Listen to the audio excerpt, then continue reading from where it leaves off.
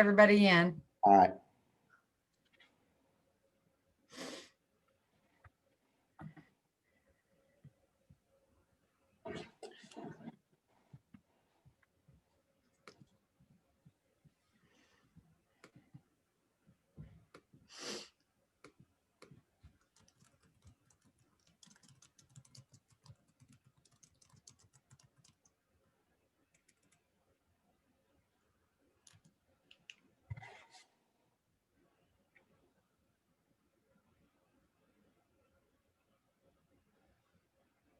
Amy, boy, your state chamber is doing an incredible job with workforce.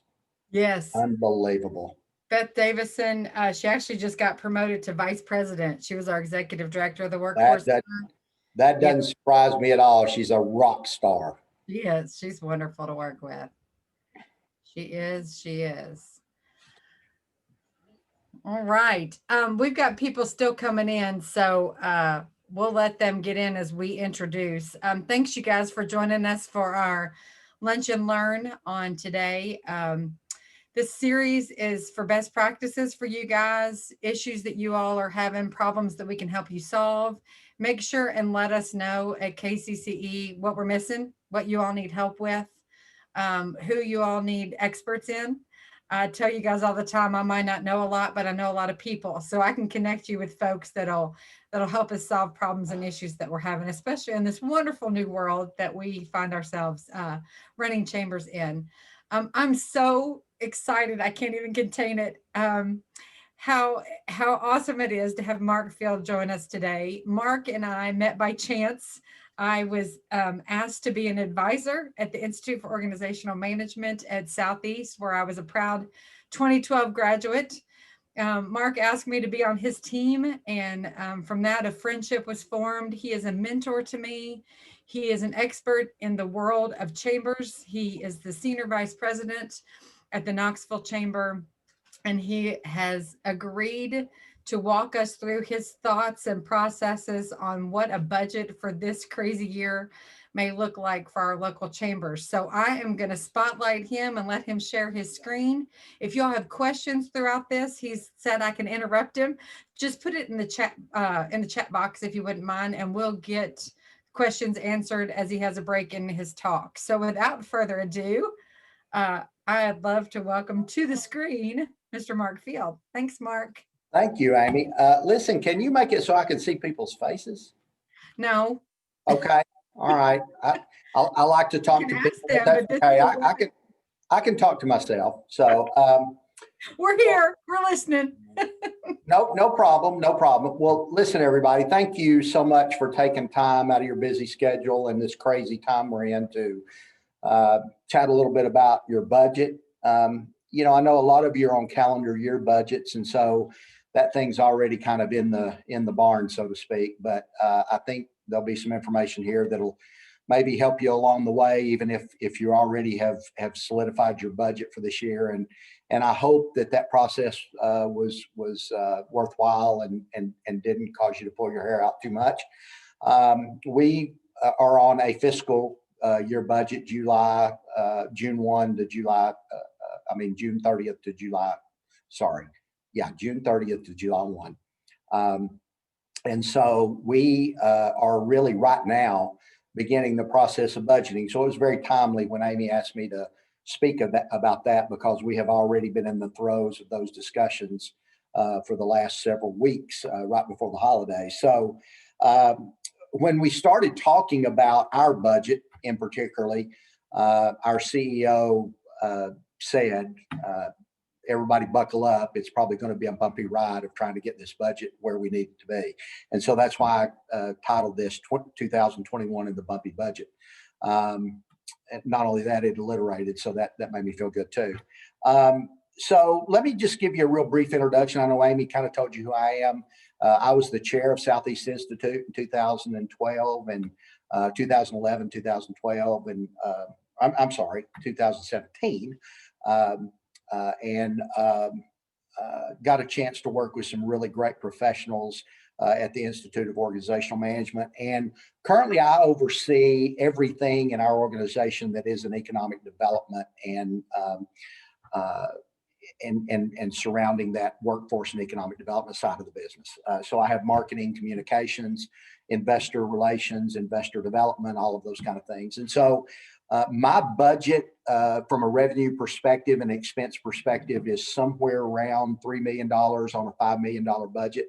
Now, I know a lot of you guys are in smaller chambers out there, but how we arrive at our budget should not be that much different in how you arrive. We might have more line items and we might have more, the numbers might be a little bigger, but the reality is your budget's your budget, and it really needs to have the same considerations as any organization and any size organization does. But that's a little bit about what I kind of say grace over. And I am given complete freedom with that budget. And so I basically go to our CEO and we have some roundtable discussions with the other leaders in our organization about what are we going to try to get accomplished. Let me go on a real short rant right here. A lot of you work under what we call in Chamber World a program of work. And that basically says, hey, here's a bunch of stuff that we do that we kind of have always done and we want to try to continue to do. And so we're going to try to figure out how to fund that. We're going to go out and try to make sure that the amount of members that we keep or the investors that we bring on keeps us in a place where we can go do that program of work that we've already decided we want to do. A lot of us are in a kind of a different scenario. We really kind of put together a strategic plan year to year. We figure out what is it that the community or the businesses in our community really need, and what is it going to take to fund that. And in a lot of cases, that need in the budget looks higher than what we think we might be able to raise, and sometimes vice versa. And so I would just say to you, you know, as you hear me talk about budgeting, I'm a real strategic plan fan of looking at how you budget. I would rather say these are the things that need to get done in our community. These are the things our members need from us. These are the programs and the events and the things that absolutely need to get accomplished, and try to figure out what it's going to take to fund those. As opposed to just say, well, here's what we've always done, and so we only need this much, and if we get a little more, we can do something else. So today, I'm gonna share my screen with you a little bit, and I'm gonna come back from that screen so you're not just looking at a screen the whole time. But I'm gonna share my screen with you right now, and let's talk a little bit about what we want to talk about today. Is that coming up, Amy? Yes, you've got it. You're good. You can see it? Yes, ma'am. Sir, yes, I can. Is it big enough for everybody to see? Yes, you're a little Okay, bitty good. and it's really big. So we see you still, but we can see your screen very well. Okay, good. So the topics I want to cover today is, you know, how do you assess your revenue and your expenses, the two main parts of your budget? You know, how do you go about trying to figure out, you know, what am I going to need? What's it going to cost me to do what we need to do? And how am I going to fund it? I want to talk about the right tools. You know, there's not a lot of them, but you need to be thinking about the right things that you use to get to those answers. Talk about current and future capacity. You know, what do you have the ability to do? How can you affect the businesses in your community and your members? And does that need to shrink or increase when we're going through a time like we're going through right now? Should you or should you not involve your board and your volunteers and other people in the community in this budgeting process to make sure that you're on solid footing? And then actually putting together the plan. So those are all some of the things we'll talk about today. So first of all, let's talk about the big picture. So, and I hope, you know, I love Sarah at GLI and some of the other big chambers in Kentucky. This stuff is going to be really basic for them, but again, I think it's just how we look at it, and they may look at it a little different, and certainly they may want to share some information with you as well. The big picture is what is our predicted income going to look like? And so, you know, we sit down every year. Again, I sit down every year, and I don't really just look at what it was last year. I look at what it potentially can be this year. And so in this pandemic, what I predicted last year that it might be and what I tried to budget around obviously had the opportunity to go south.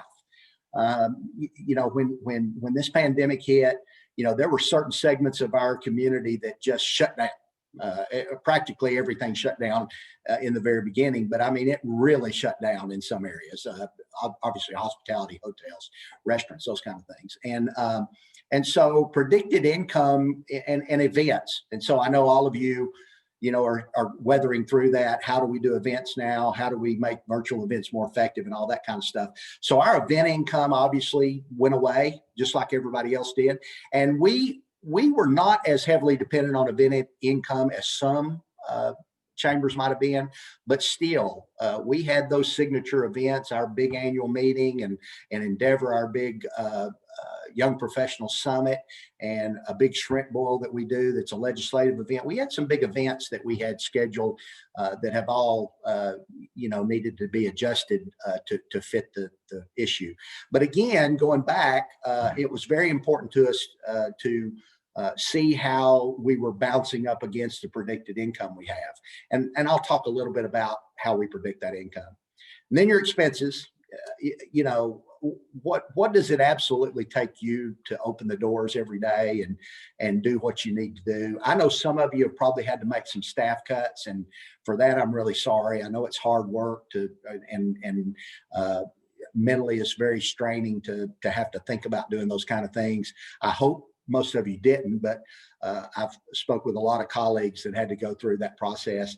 But you've got to start taking a realistic look of, what is it going to take for us to keep the doors open and to provide the essential services that we have to provide to the business community in order to be relevant. And then restricted funds. Some of you have grants, and some of you have funds that have been restricted for specific services or programs in your chambers that you really can't touch without continuing to do what it is the guidelines of those restrictions set forth.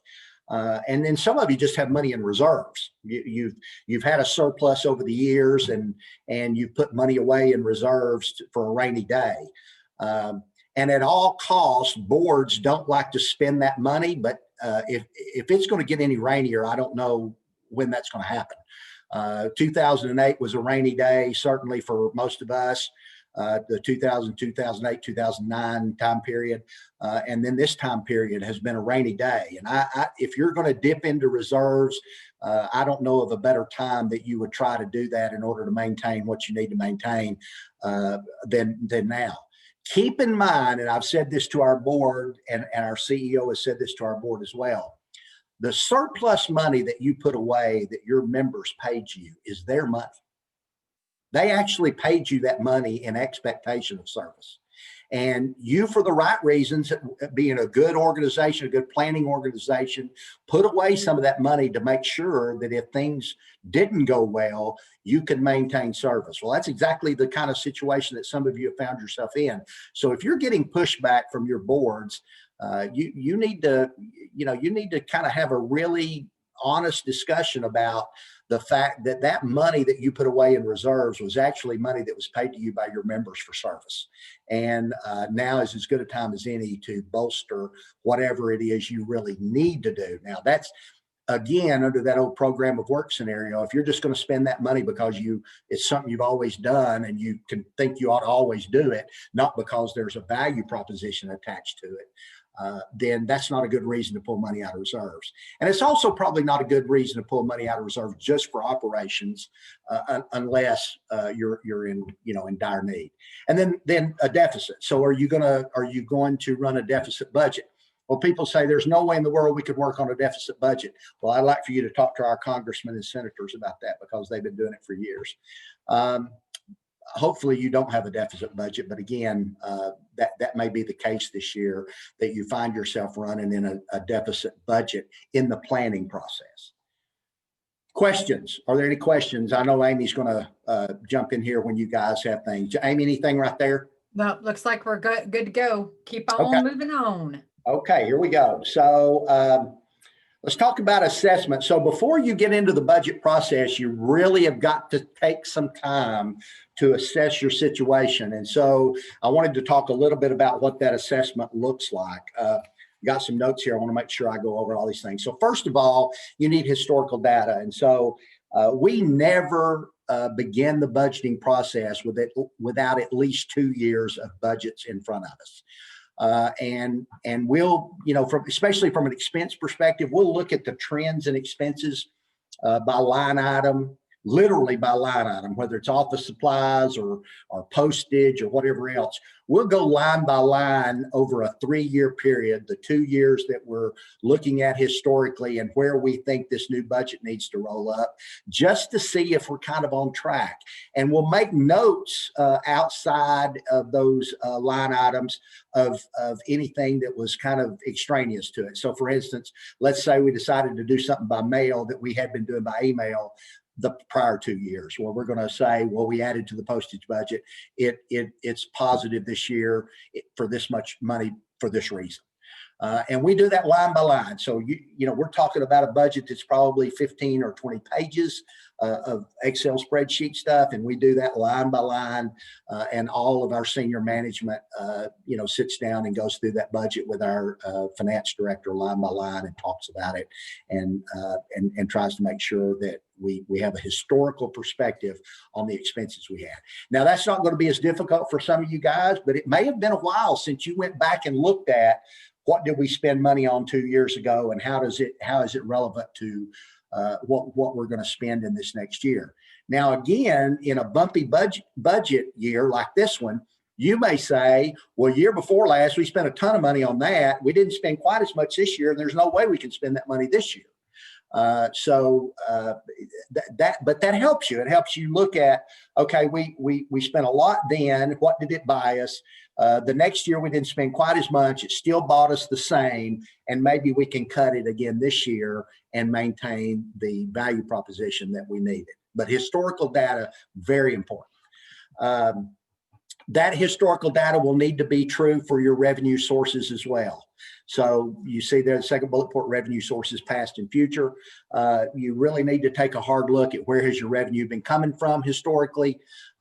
It's a lot more than just retention, whether it's grants or whether it's sponsorships or whether it's, what we call premier partners, or some of you will call Gold Club or your chairman's circle or whatever else it is. Where is all that revenue coming from? Historically, is it above and beyond what we would call their fair share dues or their investment in the chamber, and how has that tracked over the years? And is there potential for you to go back to some of those companies and say, we're in a tough time and you happen to be in an industry that's still doing well, we really need your help this year. Hey, Mark, can I interrupt real quick? I've got a question. I didn't know the best time to interrupt you. But instead of borrowing from various surplus accounts, would it be better to draw the anticipated shortage from the surplus money and keep your budget working in the black?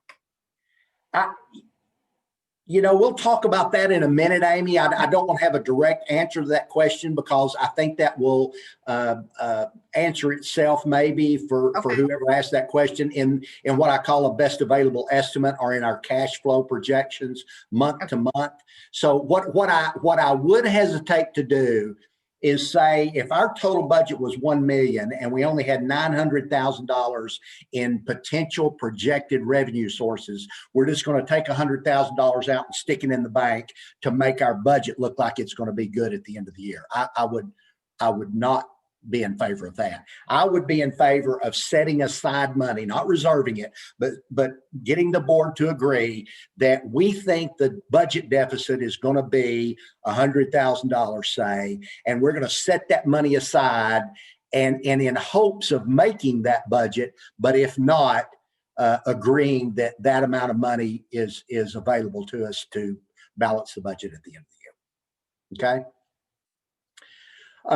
Revenue sources, again, important for you to look at projections with, and try to figure out what is possible for this year.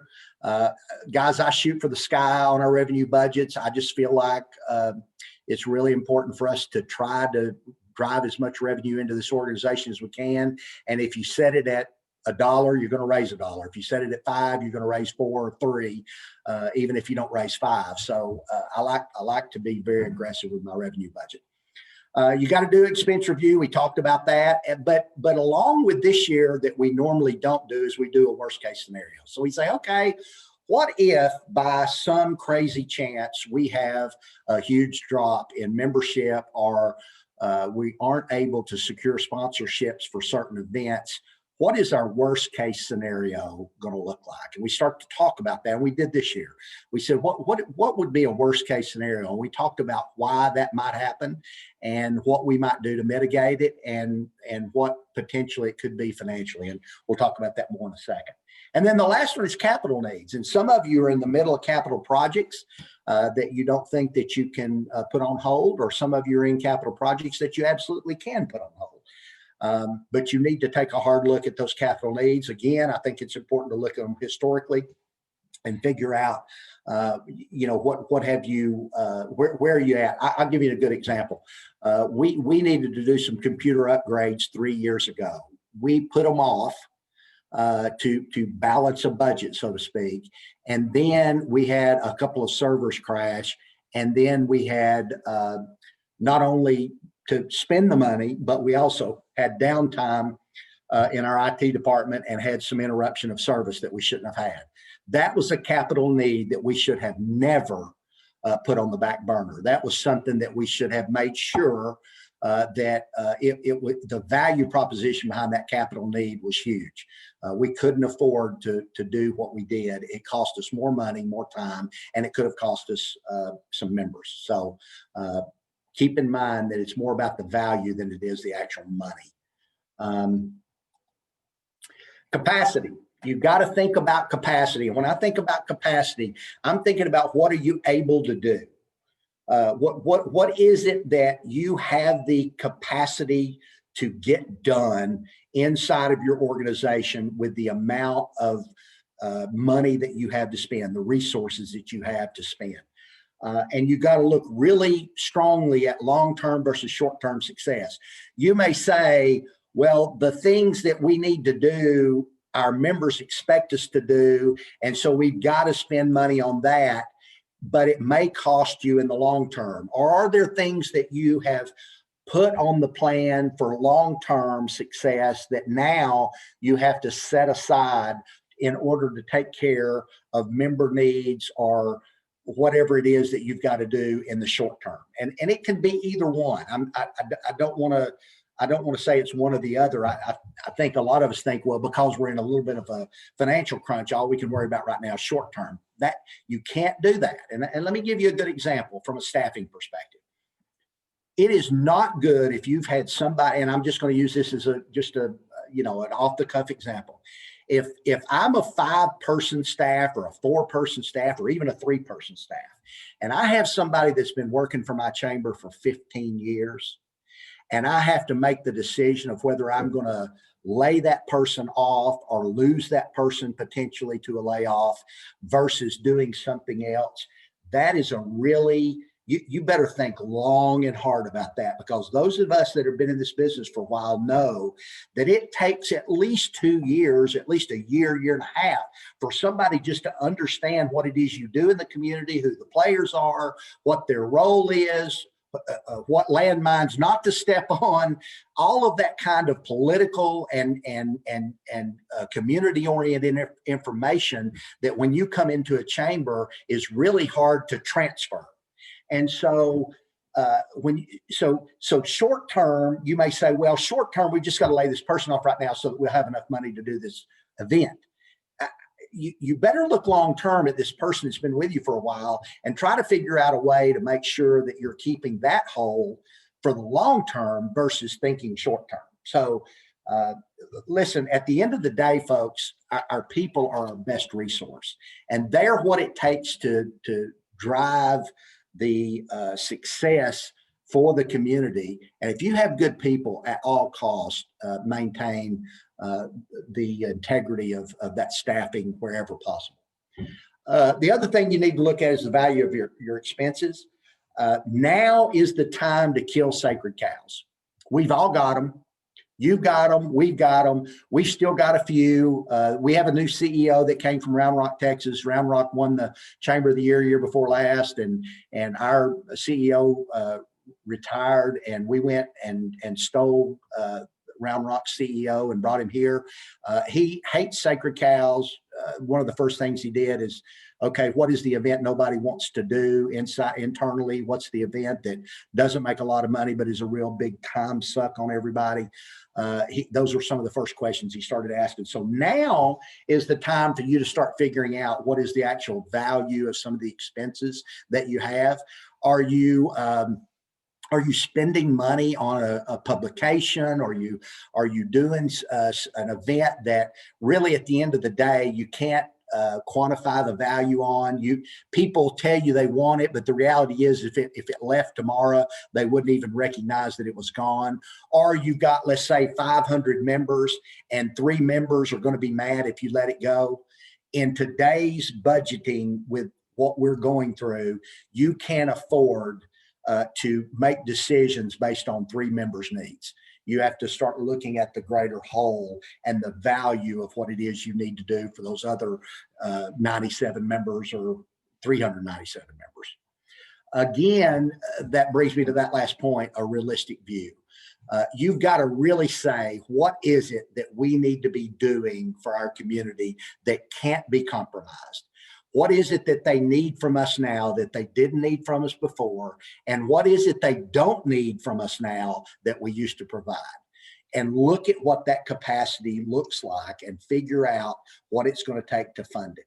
And be realistic about what you think it's going to take to get that done. Now, that's all in the process of figuring out where you go from. So now I want to talk a little bit about who all you need to get involved. And so some of you have not involved your board or your finance committees or any of those kind of things in this process at all. We are very heavily dependent on a finance committee that is made up of bankers, CPAs, and insurance people that really dig in for us. So if I looked across the whole committee structure inside our organization, there are 2 committees that what I call roll your sleeves up, put your head down committees. One is our public policy government relations committee, and the other is our finance committee. These folks do big time work in helping us understand how to become financially viable. And so they try not to get in the programmatic side of things and the tactical side of things, but they do want to make sure that we understand the ramifications of the expenses and the revenues and how they've worked historically and how they can work for us in the future. And should we incur debt or anything else to make all that work? And obviously our the potential for us to gain resources from our reserves through investment. But common sense would tell you obviously have to have your staff involved in helping you put budgets together. Let me tell you, if you sit in an office, if you're an executive director and you sit in an office with very little input from either your board or your staff for a budget, I don't know how you can do that. I rely on everyone on my staff to help me understand how the budget rolls up into the expenses that we're going to incur. I rely on my development team to help me understand what kind of revenue we think we can drive for the year.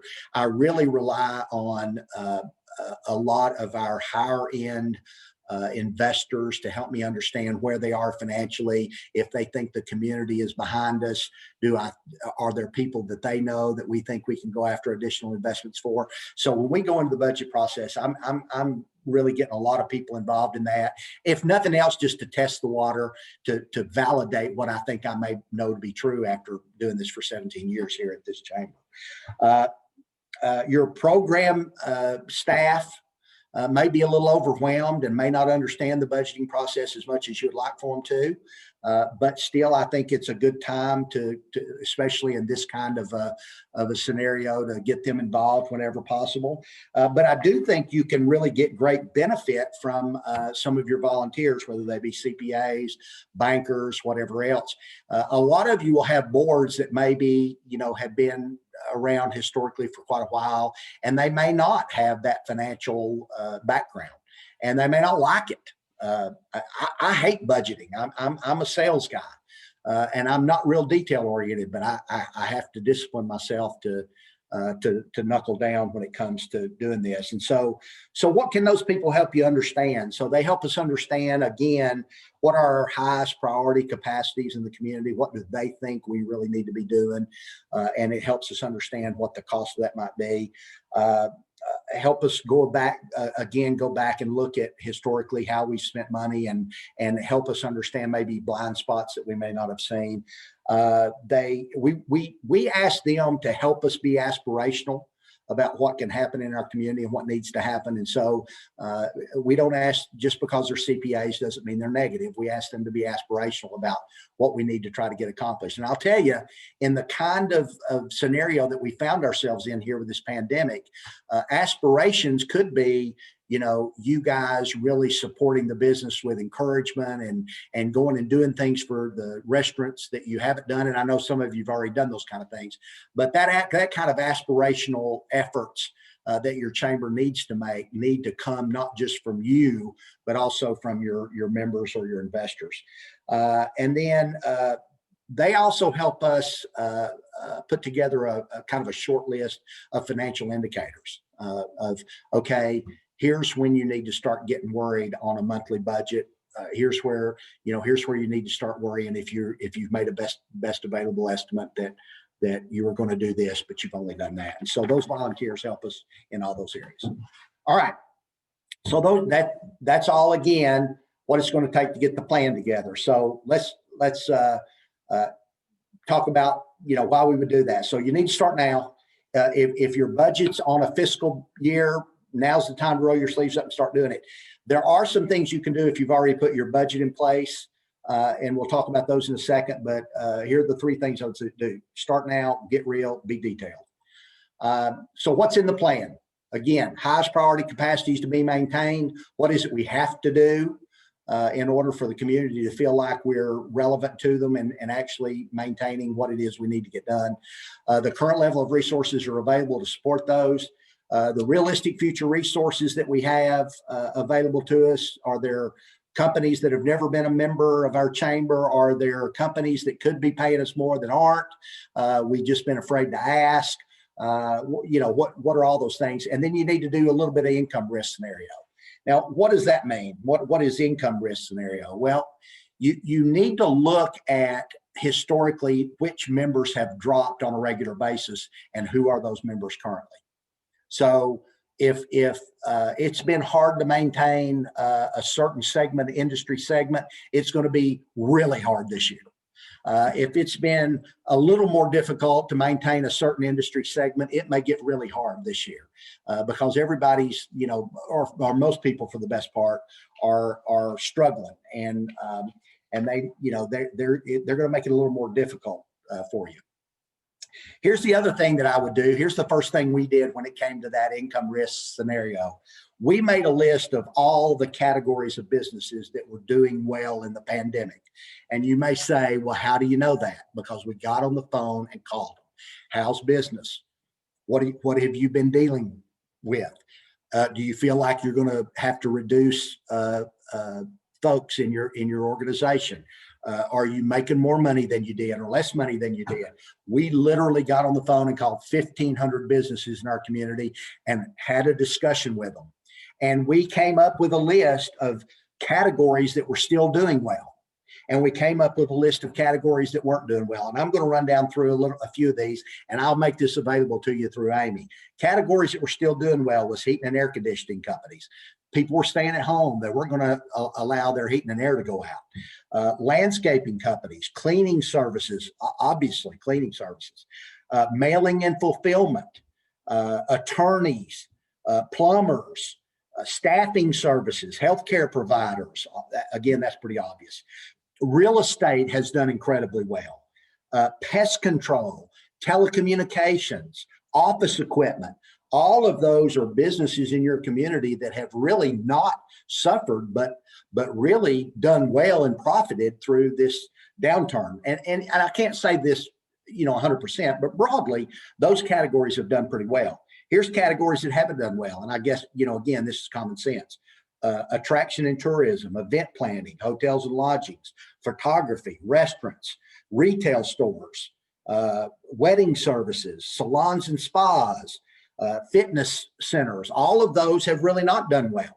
So again, when you start looking at capacity, you got to start saying, well, if those companies have done well, maybe I can go to those folks and say, hey, you've done pretty well through this pandemic, and we really need more resources to go and help these other categories of businesses that have not done as well. And we also want to offer you good service for the future. So can you help us? This is a time to go to the well, so to speak, and ask people to really help you. Hey, Mark, I have a question. Do you in particular or your team have questions that you ask to determine like who is doing well? Or We is that absolutely based do. on like struggles? Yeah, we absolutely put together, I don't want to call it a script because we don't cookie cutter phone calls, but yeah, were there questions that my team developed with my input and some other folks' input about what kinds of things we needed to understand? I can make those available to you. Awesome. Thank you. Yeah. And again, some of you that don't have as big a staff, so I put 4 people on the phone to make 1,500 phone calls in a 3-week period. And so they were really head down doing that. Some of you are saying, well, that's great, but I don't have 4 staff to put to that. I totally understand, but you do have volunteers, and so those of you that have just seen this election cycle, people will volunteer for things they believe in. And will people come in your office and get on the phone and call your members and ask them how they're doing and ask them if there's anything you can do for them? They absolutely will, but you've got to ask them, and you got to know who to ask. That goes back to you being more in tune with your organization and your community versus just this budgeting perspective. Your income risk scenarios, we did what if we are reduced in revenue or income by 15%? What if we're reduced by 20? What if we're reduced by 25? The worst case scenario was 25. We went across the board. What if we lose 15% of our members? What if we lose 15% of our sponsorships? What if we lose 15% of our grants? What if the city and the county decide they can't fund us because they've had a difficult time? All of those scenarios that you would think. We looked at all those income risk scenarios. And we took into consideration the industry impact in the community of those that were doing well and those that weren't. So again, what else goes in the plan? Well, you need to have an annual aspirational budget. You need to have a pie in the sky, hopeful Disney budget that says, boy, if everything just went perfect, here's really what we want to try to get accomplished. And then you ought to have a more realistic budget that is more shorter term, and it goes quarter by quarter. And so you'd say, this quarter, we hope to do this. This is how much money we think we're going to spend. This is how much money we think we're going to bring in. And again, some milestones there that help you understand where you are so that you don't find yourself at the end of the year going, well, what happened? Now we're $10,000 short and we don't have the money to pay for it. So you really ought to be looking at that quarter to quarter so that you can make cuts or you can readjust your budget in the middle of the year. Those adjustments in that budget we call best available estimate. So we literally do a best available budget estimate every month. So let's say we were going to buy new plaques and we thought we were going to need X, but we got to that next month that we were going to spend that money and we found a better deal on the plaques than we thought we were going to get. And so next month's best available estimate will be that amount reduced by whatever the realistic amount was. And so that keeps us now we don't change our budget. That's just our best available estimate of where we are at any one point or at our given time. So we kind of have this, some people call it an internal model. It's really what's going on versus what we had hoped was going And so we do that best available estimate every month. And I bring my staff in for about 30 minutes and say, is there any money you didn't spend? Is there any money you think you're going to spend that we didn't plan for? Have we done better than we thought we were going to do on new member revenue or on sponsorships? And how much was it? So we do that best available estimate every month. We do monthly cash flow projections again. So we meet prior to the finance committee meeting, and we look at what cash flow actually looks like. I get a daily cash report from our finance department. So if checks come in, I know what came in and who paid it. So it's not hard for me at the end of the month to look at that running total of what came in, sponsorships, new members, whatever else, and look down at the bottom and say, we expected to get X, but we actually got X plus 5. So I'm going to change my best available estimate. And I'm also going to know that we're doing pretty well. So from a milestone perspective, things are going well. Now, some of you are saying, I don't have time to do that. Listen, you don't have time not to do that in this kind of budget year. You have got to hunker down. And again, I hate budgeting. I'm not a numbers guy, but I am a chamber guy, and I love our community and I love our chamber, and I don't want either one of them to be in jeopardy. I don't want our business community to be in jeopardy, and I don't want our chamber to be in jeopardy. So it's important for me to maintain the viability of our organization. And the only way I can do that is to keep a track of where we are realistically and be concerned about it on a daily basis. And so I have financial indicators and milestones for decision making that I look at on a weekly and again, monthly basis from a cash flow projection. And so you say, well, what is cash flow projection? It's everything you spend money on divided by 12. That's that. And when are you going to spend it? So if you buy plaques in January, then obviously that money would track down through your January cash flow projection of, I've got $100 in the bank, but I might have to spend $200 on plaques, so I'm $100 in the hole. And then next month, maybe I'm $500 to the good. You really kind of need to have that monthly cash flow projection to help you understand. Again, let me encourage you, bring a CPA in if you're not doing a monthly cash flow projection and say, hey, I really need you to help me with something. I'm willing to trade you an ad or whatever else, but could you help me put together a monthly cash flow projection for this next year and help me understand how to track that? Ask for help. People will help you if you ask for help. Questions so far? No Looks like question. we're good to go. Now, so let me end by saying this. 2008 is the best scenario that we can go back to that help us understand where we were. If some of you were around in chamber world in 2008, you know that most chambers lost 15 to 20% of their members. You know that most chambers took a huge cut in their budgets and laid people off. That was across the board. That was a truth. Everybody didn't, but it was a pretty broadly known scenario for most people. The chambers that were on top of their budgets and were doing these monthly cash flow projections and were able to adjust and were able to maintain the staff that they had and cut sacred cows and do the things that they needed to do in a tighter, more expense-oriented way, were able to withstand that without having any problems and dipping into their reserves in a huge way. So what I'm saying to you is this: if you've already put your budget to bed for this year, start now in trying to get somebody to help you do these monthly cash flow projections moving forward so that next year's budgeting process is much more worthwhile.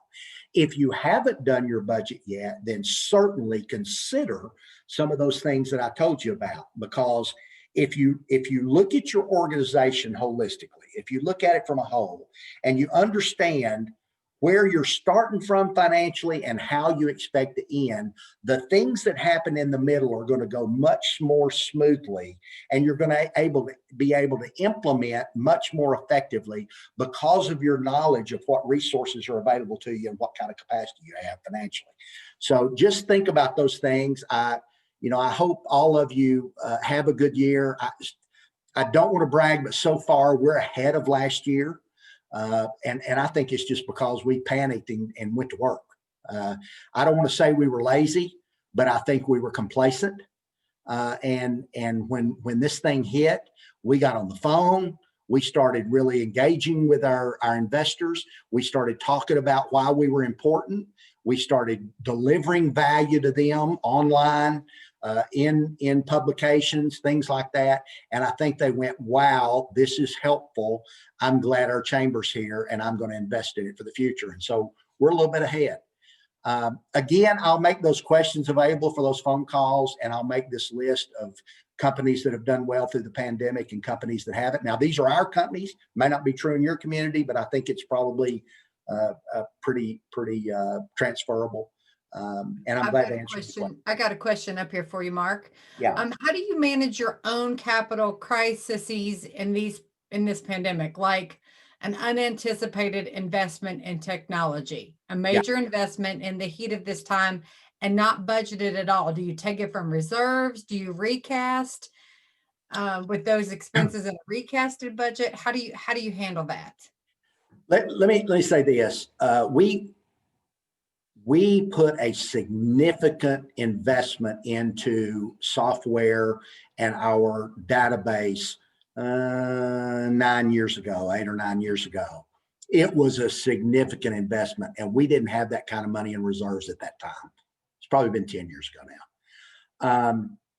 And we went in debt for it because we knew we could pay the indebtedness on a monthly basis, and we felt like it was that important. Debt is not a horrible thing as long as you understand the budget and you have some predictability around it. So there's multiple ways to do that. One, you can, again, go to the well with your board and say, hey, this money we have in surplus or reserves was money that our members spent with us in anticipation of good service or better service. And we think in order to serve them better, we have a capital need here for software or whatever it is we have that's going to make that happen, and make the case and do it very well detailed. Make sure they've got all the information of why you think this can happen, and even have other investors in your community validate it for you. So you can do that. Two, you can use debt.